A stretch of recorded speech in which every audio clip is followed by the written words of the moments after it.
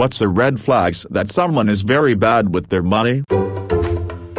I had a friend who I used to play Xbox with online. He would frequently not be on for weeks at a time because he'd sold his Xbox to pay bills. As soon as he had money again, he'd pay $400 for a new console, then he'd run out of money and pawn it for $50, $100. This happened probably 5 or 6 times a year. Is your friend my ex? He would do that, as I found out later on. Instead of waiting a week until payday, he needed whatever he wanted right now, so he'd sell something for a small amount of money. Then he'd want that item back, and buy it again full price. He was always changing what TV, PC monitors he had, his headset/mouse/keyboard. I have no idea what he was actually spending his money on because he wasn't badly paid and he didn't have any bills, that I knew of. Now if I see anything like that, I'm not sticking around, and I'm most definitely not offering to loan them money so they don't have to sell things. He always paid me back but would treat me like shit because I'd ask for my money back. Knew a guy that lived with his grandmother. Asked one day if I knew anyone renting out rooms for $150 per month. I said, "That's gonna be hard to find." I said, "You've got a full-time job and a new, lifted truck. I thought you were doing well." He told me what his car payment was. It was $200 higher than my mortgage and car payment combined. I told him that, said I was about to pay the car off. He couldn't believe it. "Someone must have paid for your stuff or something." "Nah man, I just buy used cars and don't turn them into toys." Never judge a person's wealth by the car they drive. Too many people will get up to their eyeballs in debt to always have a cool new car, whereas the millionaire next door still drives the second-hand car they bought 12 years ago. But to all those people who do buy new cars and trade them every year or two, thank you for the financial sacrifice you make to give me a near-new car at knockdown rates.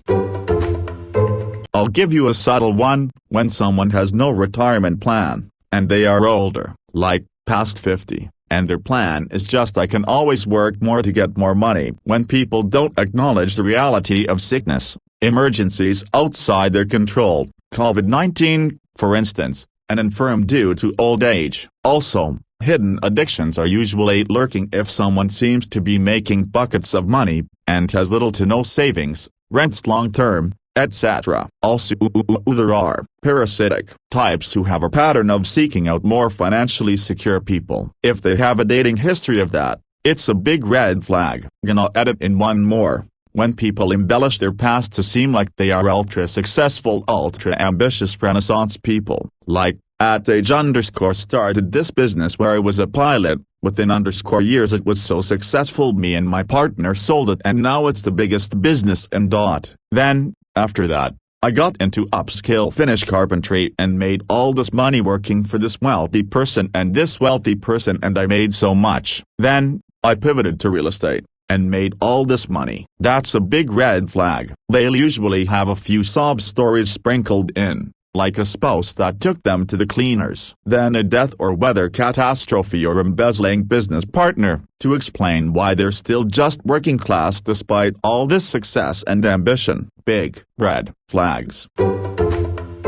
My mother does this. There have been many occasions I'd have to wire her money because, for inexplicable reasons, there was more money than she thought in her bank account. After the spending spree on useless junk was over, she would suddenly remember she forgot to pay her car insurance bill, or the electric bill, etc. I'll never forget that one time she went on a cruise. I had just sent her money a couple months prior to pay some bill, and now she's going on a cruise. I can afford it. I can skip paying the electric bill X number of times since I got caught up with it recently. I worked with someone like that. He was saving up to buy a motorcycle, and after a month he saved like $1,000, and it wasn't enough. So, instead of saving that money and continuing to save, he went out and bought a new TV. Other information of note: he was going to use this new motorcycle to save money on gas driving to work. He eventually did manage to get a used motorcycle, however he couldn't finance it due to his credit. He managed to talk the seller into taking monthly payments. After he had the motorcycle, he needed to get all the best gear, so I'm not sure how long it took for the savings on gas to outweigh how much he spent on his motorcycle and gear. Through all this, he and the girl he was living with broke up, because he couldn't afford to move. They had to continue to live together. The combination of needing to borrow money but choosing to buy expensive things is a dead giveaway. I had a housemate at uni who once asked me if she could borrow £20 because she had no money for food until she got paid in a week. At that time, £20 would easily feed on a person for a week, and you wouldn't even have to be stingy. An hour later the delivery guy knocks on the door. She's ordered a £20 Pizza Hut meal deal. Eventually she paid me back, but I never lent her money again. I used to work for a utility company. We would shut people's electric off and then they'd come into the office to pay with cash to get turned back on. Half of them I could tell weren't good with money because they'd have their nails done, hair dyed, Coach purse and wallet, crying because I only have $30 to my name. I can't pay $300 to get my electricity back on. What can you do for me?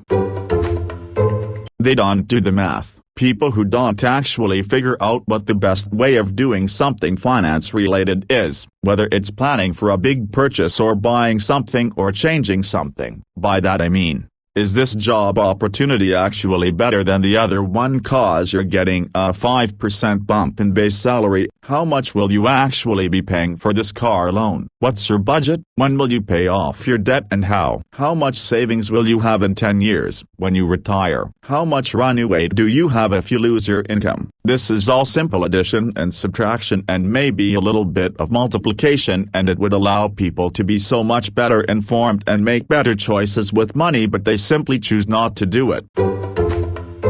I recently had to do this because we kept coming up short on money for some reason, like the bills were paid but we weren't growing our savings. Realized we had spent $300 on DoorDash in a month. Lol. It wasn't necessarily the eating out, but a $20 order of what we would normally get going to the place quickly ballooned into $30 plus with fees and tips. I deleted the app from my phone so I wouldn't be tempted. Lol. We also got fucked hard on our car loans due to bad credit with high interest rates, but we are aggressively paying those off.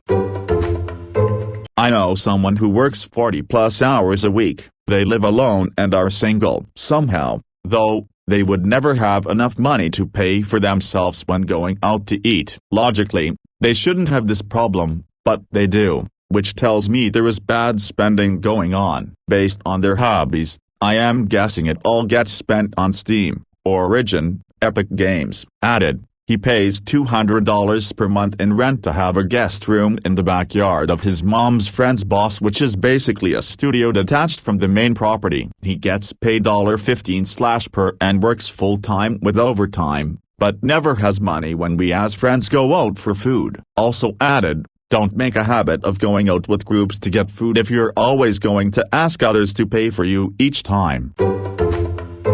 I worked as a bank teller in college. I felt horribly for one woman. We would actually let her in early on Friday mornings on her way to work to empty her bank account, because her husband was addicted to the lottery quick draw game, and the coffee shop he went to on his lunch break at work had one. If she didn't pull their paychecks out before he took lunch, he would literally sit there and pull all of their money out of the ATM playing the game. It was terrible. While most people look at the lottery as a once-in-a-while thing, it's a very serious addiction for others.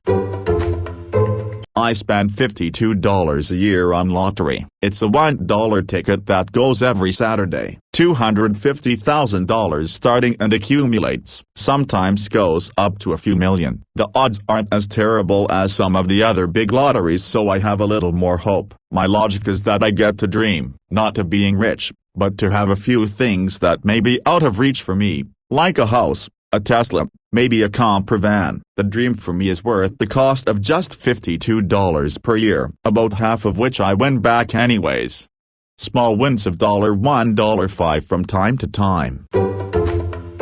A few years ago I was friends with a coworker who made a few dollars more than me an hour. We were in different departments, and I said something about not going out for lunch because I wanted to save money, and he said money comes and goes, and all I could think was, you live with your parents and make more than I do. Yeah, for you money can come and go, but I need to make sure I can pay rent and my bills. I had a friend who was always complaining he was broke. His car was broken, said he couldn't afford to fix the $600 repair bill and was going to lose his job because he couldn't get to work. 3 days later posted on Facebook how he just got a brand new Xbox. It had just come out that week. I asked if he got his car fixed and he blocked me. I know a kid whose parents got him his own credit card when he was 17 to help him build his credit. It had a $10,000 limit that he maxed out in just a few short months from buying snacks and cigarettes at the gas stations. He then turned 18 and just opened up a fresh new credit card and continued the process. It was all fun and games until one day he woke up and was $20,000 plus in debt at 19 years old from just buying himself and his buddies snacks every day. A buddy of mine makes good money, over $100K, I'm guessing, and consistently has like $20,000 in credit card debt. I asked him how, and the answer is because he buys everything at Micro Center or Best Buy or wherever on credit, and instead of paying it off right away, he pays them off eventually. His thought process is that because he gets 0% interest on new purchases, why should he pay stuff off right away? And granted, he has a good job, with a very low likelihood of losing that job. His boss is our friend, and the three of us are pretty tight-knit, but still ... just pay that shit off. Yup, I'm 28 and the only one of my friends still driving their first car. Sure, I've put a lot of money into maintenance and cosmetic upgrades to what's now a 25-year-old vehicle, but it looks brand new, and the money spent is nothing compared to people I know who are on their 5th or 6th car since high school.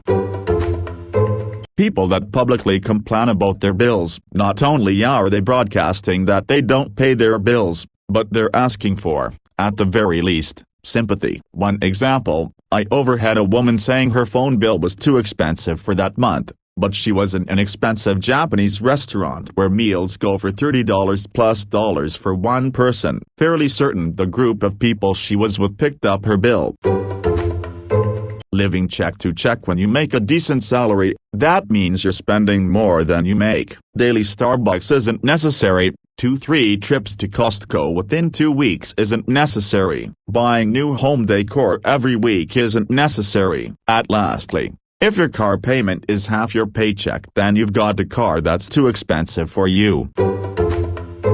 In my job, I've dealt with lots of people who live off generational wealth. People in their 50s and 60s that have never had a job of any kind. In addition to being odd usually, as they have very little social interaction, they have no concept of money. They would ask me things like, my pool cleaner said I need new filter and it costs $2,500. Is that a lot?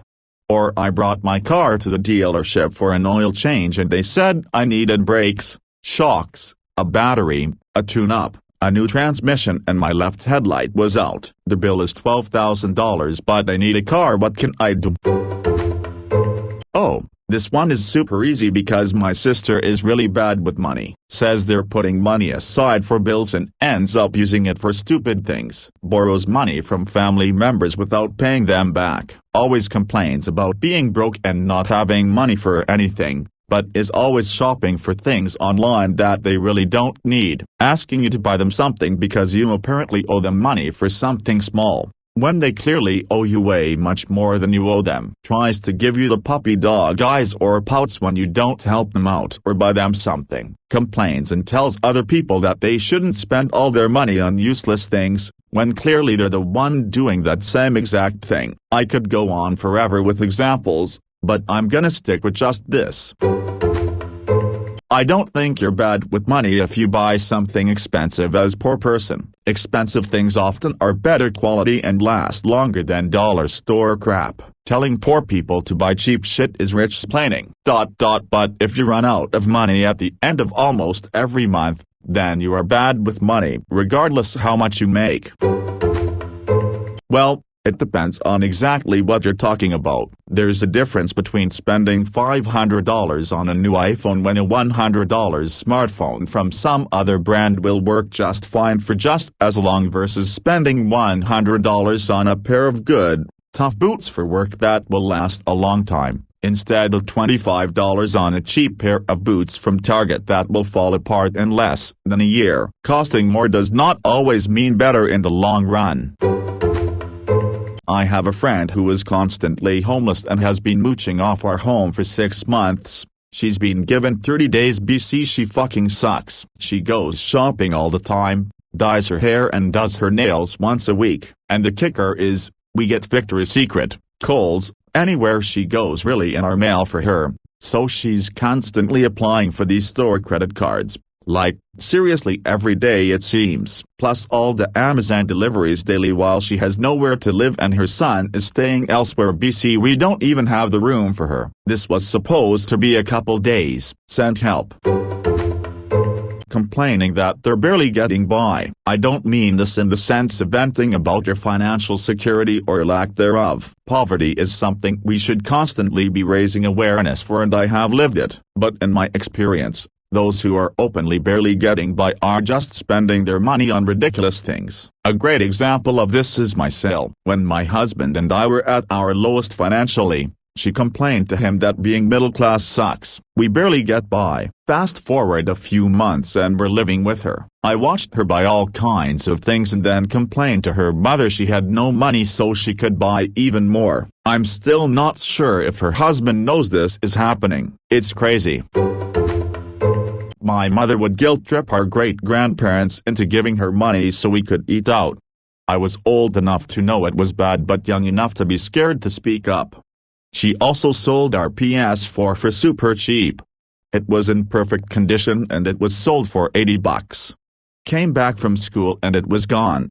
She would sell everything of value, but not even for a decent price. Just enough for dinner or something. What's annoying to me the most though, she could have gotten way more food from the grocery store instead of always eating fucking KFC.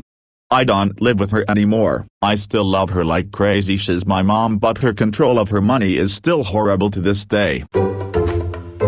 I worked as a teller at a bank and our manager told us of a story that had happened earlier that week where a young customer who got like $50,000 from a settlement flashed it on social media. Some guys reached out to him and drove him around to multiple branches to withdraw the money. They took the money and left. The branch manager saw this and tried to make him stop, but you can't force someone not to withdraw money, so they had the kid sign a waiver saying we tried to tell you, and he did. At like 3-4 branches. There's a really weird tendency here in South Africa where you drive past townships where a lot of people live in tin shacks, but have a really expensive car parked outside of it. I never really understood this until a coworker told me about the social power you have in that situation as opposed to getting a house in a suburb and being average. Eating out and or getting Starbucks multiple times a week or even multiple times a day. That's usually a kind of person who balks at making one big purchase, even if it would save them money further down the road, but doesn't bat an eye at making multiple small purchases because they don't see how it adds up over time. Talking from experience here, and getting better at it. But yeah, it's hard to get out of that mindset. When a coworker pulls you to the side and asks to borrow $500 and then proceeds to tell you because their checking account is overdrawn and because every time they get the negative balance up to just above zero, they become overdrawn again, and if they don't correct it their account will be closed. That solid credit history really makes me feel that I can trust to be paid back. Not my reply. No thank you. As soon as they come into any of it, you notice them going on vacations and buying expensive new furniture or cars, or even on a smaller scale, they come into a little bit of cash and instead of putting it away or paying off bills, suddenly they have a new phone, or clothes or shoes or whatever they're into. My sister and her husband are notorious for this. They complain about their debts and how they are struggling to make ends meet, but as soon as a relative dies and they are given a small inheritance, Suddenly their whole family has season passes to Disneyland, or when they discovered last year that they could refinance their house and get cash out to make home repairs.